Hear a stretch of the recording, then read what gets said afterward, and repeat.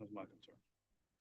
All right, I see the time has arrived, so we will call the Town of Somerville Planning Commission meeting for May 20th to order. First order of business, the approval of minutes from our meeting of April 15th. Does anyone have any additions, corrections, comments to the ones that were published? Approve as presented. Second. I have a motion to approve in a second. All in favor, signify by saying aye. Aye. Those opposed, like sign. The ayes have it. It's unanimous. Moving on to item 2 is public hearings. We have a request to rezone TMS numbers 13014130001 and 002 located at 110 and 112 Wiley Street, totaling approximately 1 acre, owned by Wendy G. Taylor from GR5 General Residential, 5 units per acre to neighborhood mixed use in Council District 1. I want to turn this over to Jesse right now. Thank you. We'll go ahead and start with the applicant. If you want to briefly describe the requests, and then we'll go to the public comments. Davis McNair with McNair Design and Development, representing the buyer of this piece of property. It is currently 2 parcels, roughly an acre, zone GR5 along Wiley Street as well as Iris Street. And the goal here is to rezone to neighborhood mixed use, as is the adjacent property across from Iris Street, as well as to the south. To the north along Wiley Street is single family properties. The idea here is to transition from a commercial use to residential. And what we've tried to do is front the proposed 7 townhouses on Iris Street to create a buffer on the back half from the residential properties. I've seen that there's been some concern from the community, and we're willing to hear their concerns and work with them to provide a proper layout that helps create that buffering and screening they're looking for. Okay, thank you. All right. First on public comment is Troy and Sandra Long.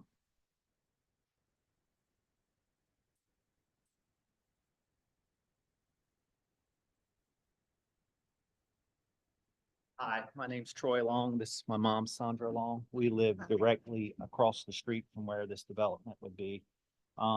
Wiley Street's always been residential. It's always been single family homes. The idea of putting 7 townhomes in where it's all on Wiley single family now, we would like to keep it single family. There's 2 lots there. With the current zoning, they could put 5 houses in there if they wanted to. And that's still denser than what everything else is around there, but we would be more satisfied with that than townhomes going in. And if they're determined to put townhomes, we don't know why the access can't come off of Iris. When it's, if they want to keep it separate from us, then make it completely separate. And we've got other neighbors that's right next to it, and they're not too happy with the pond being right up against their property. All that traffic from there are be coming out on our street. And right in front of our house, which means every time a car comes in and out of that driveway, of that alleyway, the lights are gonna be shining into our bedrooms, which are right there on that front, right in front of them. Okay, We got a lot of traffic coming down the street now because of the Nexton. And, you know, we still got small kids living on that street, and it's a lot of traffic coming by now. But when all that starts, then it's gonna be more yet. We're not against building over there. We just, We would prefer it be what's there, What's what's on there our now. street now. Regular, single family residential home. and if you do mix, then anything could go over there. Because, I mean, it's for what they were suggesting. I don't know why it couldn't be neighborhood residential. Why would they change it to mixed use, which would allow them to put something commercial there? And as far as what's adjacent to it, straight across the street now is a church on the Iris. Before it was a church, it was a bar. Well, it was a restaurant, then a bar, and they had shootings at the bar when it was there. And then they, And we just don't want that coming onto our street. And that's all we've got. We'll let some of the other neighbors speak. Okay, Thank you. thank you. thanks.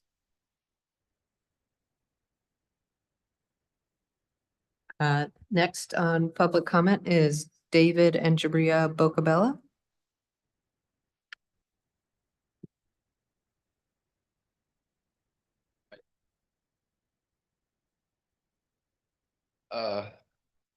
Our property is right next to the property that we're talking about changing. Like they said, a couple houses going there. It keeps in uniform. Also, like they said, mixed use could be anything. They could change their mind. We're from Maryland. I grew up in a suburb of DC as well as her. We've seen this happen. Went from single family homes, more of a country setting. And they fit as many people as they in, tight as they can. Then you got your traffic. Then you got other people coming in that's a little less desirable, I should say.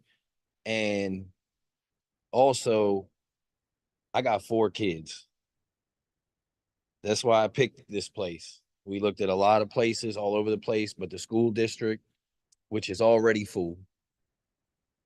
Austin Bailey, both of them are already packed. So we're talking about 7 townhomes, who knows how many kids. And we all know about how the traffic is in Somerville. I see that we're making it bigger on Maple and 78. They're going bigger. Right now, they're not. And we're just worried like they are. We can't just keep it uniform. You know, I don't know what comprehensive plan for Somerville is, if it includes the option to do even mixed use right here. But, you know, that's all I got to say. It's really a safety concern, especially with the pond that they want to put in. It will be right at the front of our property. And that makes me nervous, it being so close to us. As you can see, I have a tiny one, but there's also a lot of other little ones on that street. And on top of, like he said, if they do change it to mixed use, then they can change it to something else if this plan for the townhouses doesn't work out. And we're just a little nervous of what that means for us on our street. We did choose the street in the neighborhood because it is such a nice, quiet neighborhood. And adding those, and it is a uniform neighborhood, adding those townhouses takes away from the uniformity of our neighborhood. Like they said, and we agree, we're not against them adding in more single family homes. I think that's perfectly fine, but we definitely don't want that many townhouses right there, especially with the access being right on our street. Also, we got 6 guest spaces, which mean I've been through this. What happens when somebody's having a birthday party? People are parking along our street because there's no other parking. There's not even an option of parking. You're putting 7 townhomes with a street and a pond with looks like garages and driveways on a half acre, not even a half acre. So like I said, somebody's having a graduation party, having a birthday party, whatever. Where's everybody going to park? On a street that has no sidewalk. So now you're parking on our front lawn. Yeah. I mean, I'm not against progression. This is a tight spot to put 7 townhomes. It's a very tight. I But think they're trying to squeeze as much as they can into that space, and it would be nice if they, reconsidered what they're doing there. that's all. Thank you. Thank for you. listening.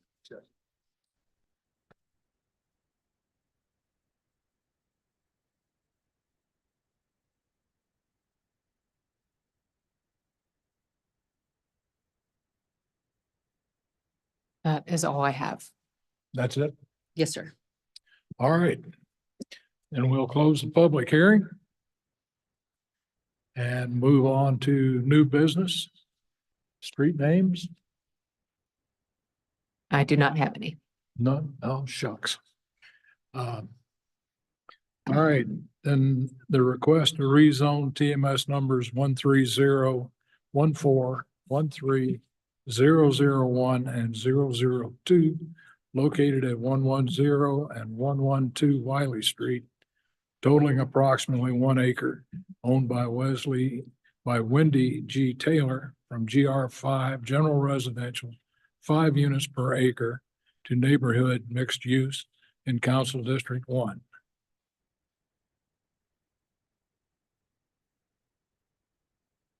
Do I have a motion? Yes. I move to deny this request. Second.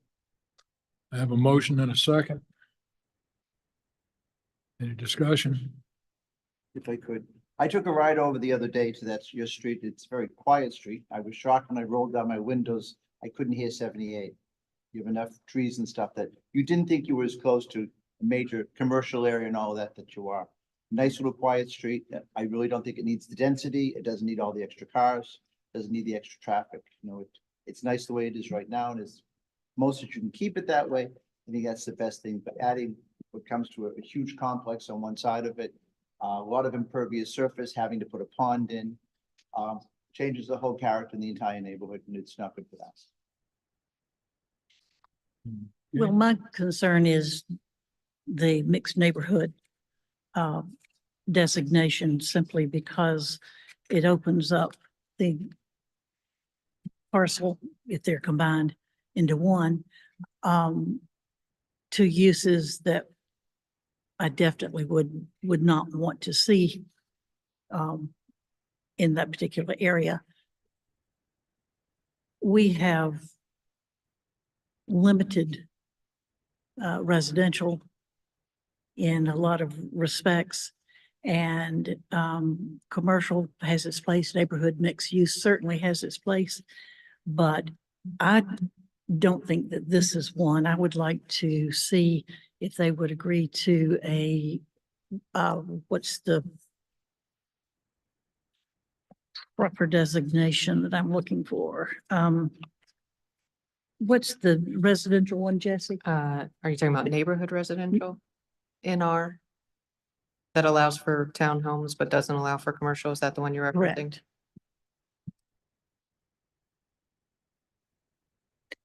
I don't know whether the owners would be amenable to that or not. And whether or not the entrance could be could it be in the buffer area between that and the business that fronts 78?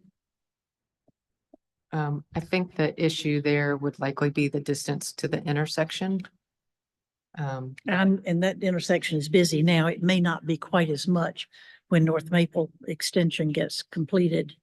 But I go that way to get on to Nexton Parkway. So I'm very familiar with the area.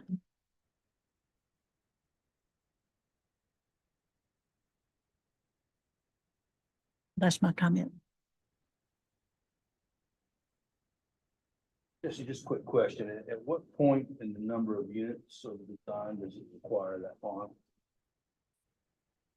So the pond is actually required based on the acreage that's impacted. So if it's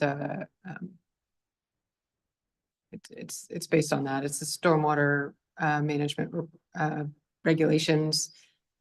Typically, if you're disturbing over a certain acreage, you have to provide the pond. It doesn't have to be a pond, it just has to be stormwater management. Is it units per acre, or is it a percentage of the total acreage that's covered? Impervious, or? I think it's just the total disturbed acreage. I apologize, that's a better question for engineering than for me, because I know it varies on the type of development, so I don't want to tell you incorrectly. Okay. But yeah, it's actually based on the total acreage disturbed. And it varies depending on the type of development that's occurring. So like I said, it doesn't have to be a pond. It can be underground detention. It can be some other Well, type of And management a technique. retention pond does not necessarily hold water. It often, the retention ponds act more as almost a rain garden. they collect it when we have our sudden downpours, but it never, during normal times, it does not build up to a depth of a foot or two.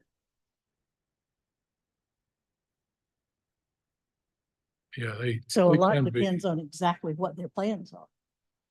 Depending on how much retention they have to have, it could be a dry pond. Right.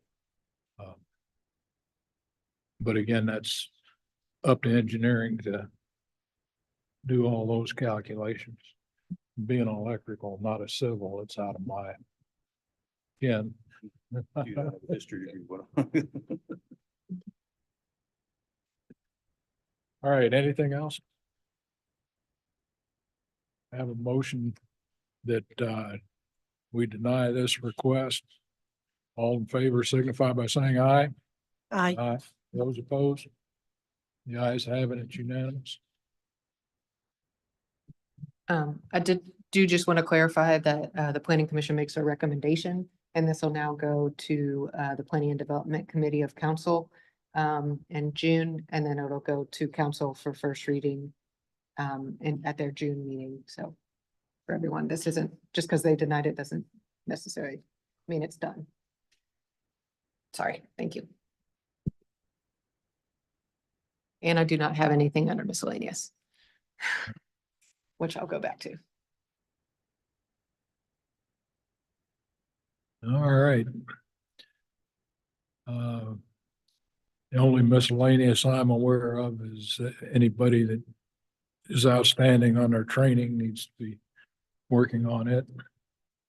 You have anything else? do All you right, have I'll- any in-person trainings coming down the pike that you know of? Not that I'm aware of. We did do one for like the DRB, BAR, but it was specific to that type of board. So I'm not aware of any other. But we can certainly let you know if any come up. It's best. All right, now entertain a motion to adjourn.